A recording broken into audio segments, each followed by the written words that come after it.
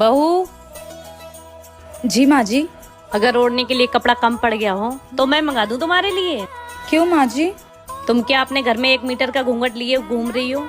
मैंने सोचा मेरे घर में बहू आ जाएगी तो घर की रौनक बढ़ जाएगी, लेकिन तुम तो घूंघट से ही नहीं निकल रही हो।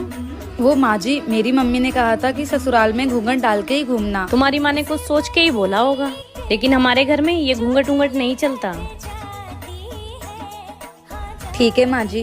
अब मैं चांद जैसी बहू लेके आई हूँ तो मैं पूरे घर में चमकता हुआ देखना चाहती हूँ।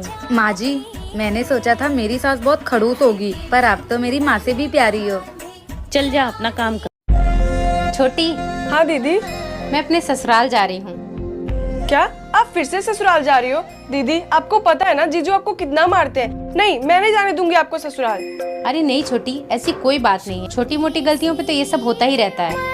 पर दीदी आपने ही तो बोला था ना कि मैं वापस ससुराल नहीं जाऊंगी। हाँ छोटी, मैंने बोला था कि मैं वापस कभी नहीं जाऊंगी, क्योंकि मैं बहुत गुस्से में थी। मुझे समझ में नहीं आ रहा था मैं क्या करूँ। लेकिन हाँ, अभी मुझे अच्छे से समझ में आ गया है कि मेरा ससुराल ही मेरा सब कुछ है। दीदी एक बात कहूँ, जो पति अपनी पत्नी को मारता है और उसकी इज्जत को सरेआम नीलाम करता है, वो मर्द नहीं नामर्द होता है। छोटी, ये सब बात हम लड़कियों के लिए बहुत नॉर्मल होता है, क्योंकि हमें अच्छे से पता है हमारा गुजारा हमारे ससुराल में ही होने वाला है। दीदी जैसा आपको ठीक लगे।